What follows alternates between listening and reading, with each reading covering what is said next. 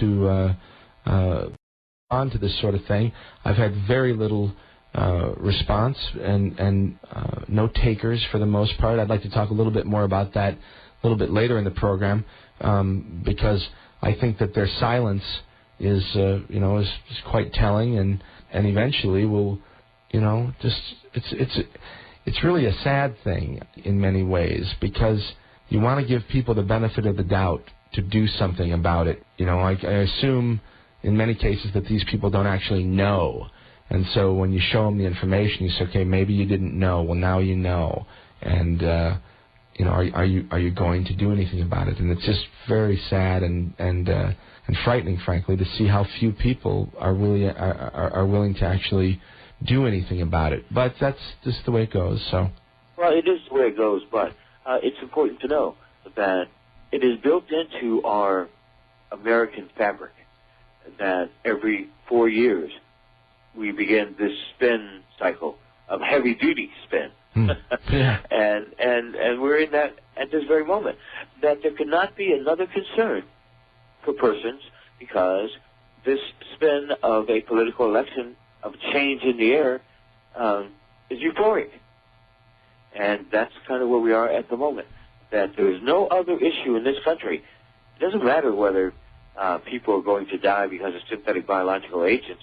That is secondary to electing this next president. But I'll tell you something, Mike. If Dr. Martin Luther King were on the planet today, he would not wait until the next president to address this issue of the U.S. origin of AIDS. That's right. And you have been addressing this issue through many presidential races now, and in between, when the races aren't heated up, they still ignore the request for investigation and review. And then you get the mini spins, the 2-year congressional elections. So we're set up. How could anybody, and we have half a brain, so when that half of the brain is set up and comatose, they have you hook, line, and sinker. Dr. Graves, no one is interested in investigating the special virus program. We're trying to elect a president. Yeah. Yet the office of the president is the lead named defendant in the federal lawsuit. So they can do a swinging door, Clinton, Bush, Obama, Clinton, whoever's coming in that door. But it is the office of the president of the United States that has to respond to the allegations of AIDS bioengineering. And even more so, Mike, is that our current president stated that HIV AIDS is a plague of nature in his State of the Union address. And then he had the audacity to say that his speech had been approved by the CIA. Well, yeah, no kidding.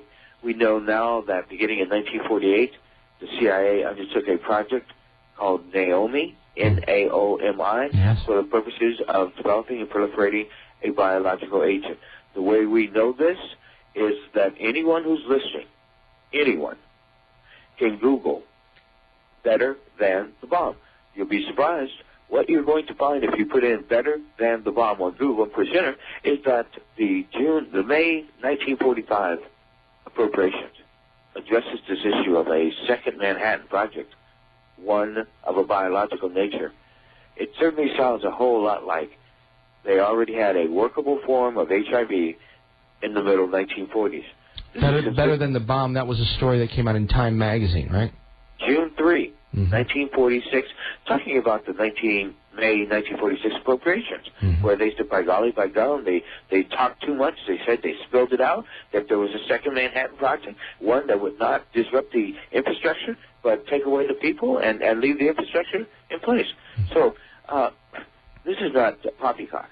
We have a systemic trail of development of HIV, obviously going back to the turn of the 20th century. And it gets worse.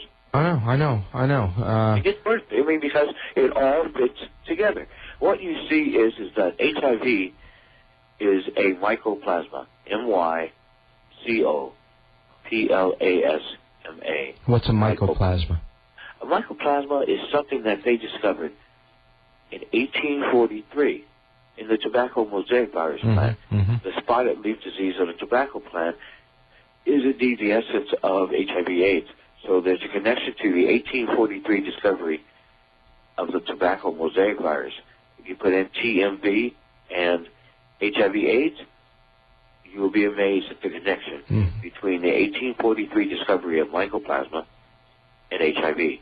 Mycoplasmas are six-sided biological entities that don't have a cell wall, so they're virtually insidious throughout the body, and they can be targeted to obviously affect certain areas of the body, because it appears that mycoplasmas lie at the heart of 1,000 diseases. You know, according to Dr. Bob Strecker of California, it appears that all virology is man-made.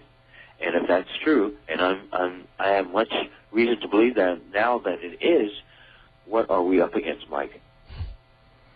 Well, certainly a lot of it is man-made. I mean, we know that now. I mean, the one thing that I've learned in the last 6 months since you and I spoke last, on the air at least, was language and how important it is to understand what the hell these people are saying. And that's half the battle, is being able to open up one of these documents and understand what the words actually mean, you know? Well, let's try that. Let's try this for a moment. Let's do an experiment here, because most people probably have not heard of the word VISNA, V-I-S-N-A. VISNA, right? yes, V-I-S-N-A, yeah. sure. Okay, if we open the 1971 Progress Report, we're going to find that on page 39, the United States concedes that VISNA, V-I-S-N-A, had not yet been associated with human disease. Not yet? Yeah. That's saying it's telling. Yeah. It's saying that it is going to be associated with human disease. It hasn't just been done yet. Correct? Yes, that's what it implies.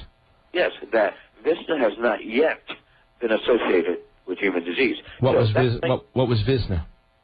VISNA was the biological agent that Nazi Germany and the United States agreed to test on the sheep beginning in 1932, the same year as they began to give African-American sharecroppers syphilis. That was Tuskegee. Yes. So they were doing experiments with sheep. Is that what you said? With sheep? Absolutely. Beginning in 1932. Okay. Nazi Germany, in conjunction with the United States. Right. This is pre World War II, and we were pals all through World War II, but they were certainly pals then. Well, they were certainly pals then. I think maybe we can reflect off of the relationship between the president's grandfather, Prescott Bush, and his association. Either it was or it was not. No one's trying to denigrate his family or anyone else's, but history is factual and truthful. Right. And either Prescott Bush was associated with the uprise of Nazi Germany, or he was not. And that's a simple thing. So no one's casting any aspersions that aren't well lit. Mm-hmm. Yeah, you just have to learn the history. Absolutely. What you find is they sent 20 sheep, Karakul sheep, K-A-R-A-K-U-L sheep, which are not indigenous to Iceland, of course. But they sent 20 of these sheep, allegedly to sturdy the sheep herd there in Iceland. They dispersed the sheep around the island, virtually one to a farmer. I think one farm had more than one or two. And then they sat back and watched. And what they were looking for was, if the two sheep that were carrying the VISNA, if it was effective, then what they found was the whole herd was destroyed in 5-6 years. So it took 6 years for the full impact of the implementation of the VISNA into a sheep herd in Iceland beginning in 1932. Now that's important, because when they released HIV in 1978, they waited 6 years to 1984. We're talking about HIV, AIDS, and the U.S. Special Virus Cancer Program, which in our opinion is the laboratory creation of that particular virus. We'll say again, hello to Boyd Graves. Hi, Boyd. Good evening. Or good morning. Good morning. Good morning. Yeah, we're morning time here. You're still what, 10 o'clock now in California, thereabouts? It feels like 2 in the morning, but... Boy, time for you, I imagine, these days gets sort of blurred, but people, you know, Boyd has been through a tremendous amount of difficulty, and it doesn't really come through when he talks on the radio with me like this because he's a professional. But just between you and me and all the fence posts out there, you know, this man has been through a tremendous amount, is in the middle of a tremendous amount of difficulty, and we should all be grateful for the work that he's trying to do and that he has done for a long, long time here. So, at any rate, Visna, Boyd, and HIV. We were talking about the sheep and the fact that it took 6 years for this particular virus to move its way through the sheep population of an entire herd and decimate the herd. Why, again, did you say that was significant with regard to HIV? That was significant because they learned that lesson. You see, sheep are also bisexual and homosexual. They use sheep for lots of pharmacology experiments. They like to use sheep because they're much like humans, apparently.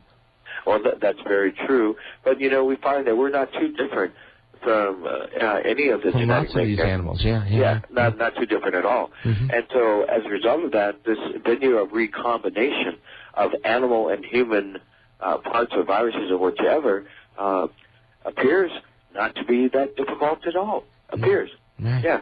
So they said that we didn't have the ability to do this in the 70s, so Dr. Graves is crazy. It's simply not true. Because, again, Dr. Graves is reading from the progress reports of a federal virus program that preceded HIV and AIDS. And I can read. We know what we have. We find Dr. Robert Gallo as a project officer for the U.S. Special Virus Program. Dr. Robert Gallo. Who is Robert Gallo? Well, I appreciate you saying that. You coy son of a gun. Dr. Robert Gallo is considered to be the co-discoverer of HIV.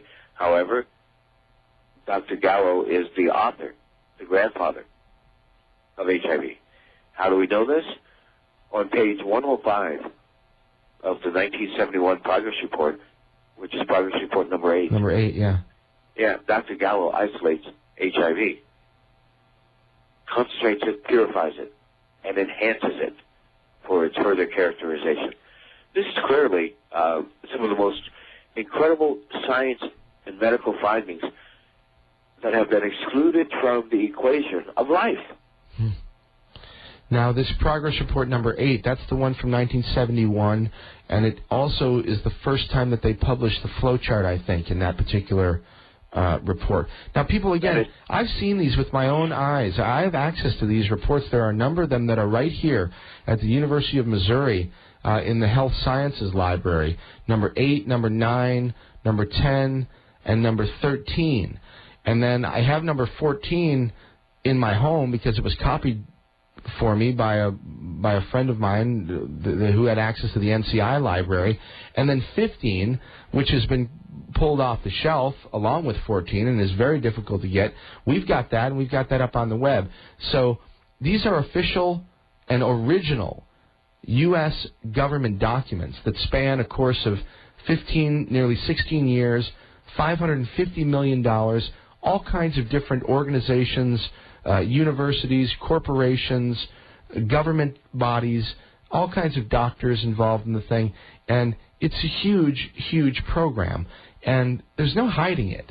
So what has to be done is, apparently, is just to ignore it, because that's the only, I guess that's the only course of action, Boyd, because ever since I've gotten this particular bone between my teeth, I've been ignored like you can't believe. Well, like you can believe, I'm sure. Yeah, well, I can, because this is the truth. We're tired of the smoke and mirrors. We are tired of the curtain of AIDS. You made the nice introduction this evening of calling me the Wizard of AIDS. Mm-hmm. You know, there's well, you know more about it than anyone I've ever come across. So that's your name. You're the Wizard of AIDS. Well, we appreciate that, but you know, there is some truth to that. That if you compare HIV and AIDS and its onset and its synthetic beginning to what happened in The Wizard of Oz, you will find that the American public and the people of the world are indeed in the poppy fields of AIDS. Mm. That's a wonderful metaphor, actually, because people are just absolutely in the dark with regard to what happened. I'm looking now to an image that I linked up on the front page of my site. This is a flyer that was posted in New York City for an experimental hepatitis B vaccine program. The flyer says, "Last chance for gay men to join the hepatitis B vaccine program. Enrollment closes in June, after which the vaccine may not be available for several years. Take the free blood test and determine your Hep B status and eligibility for the program." And then it says call the New York Blood Center at 570-3047. Please talk a little bit about that. Oh, my. Well, you know, it's a little bit difficult to do so because you mentioned the three-letter word that everybody reeks over and turns into shock. You used the word gay. Oh, boy. Yeah, and when you did, people immediately, you know, hunched their shoulders and said, indeed, you know, but the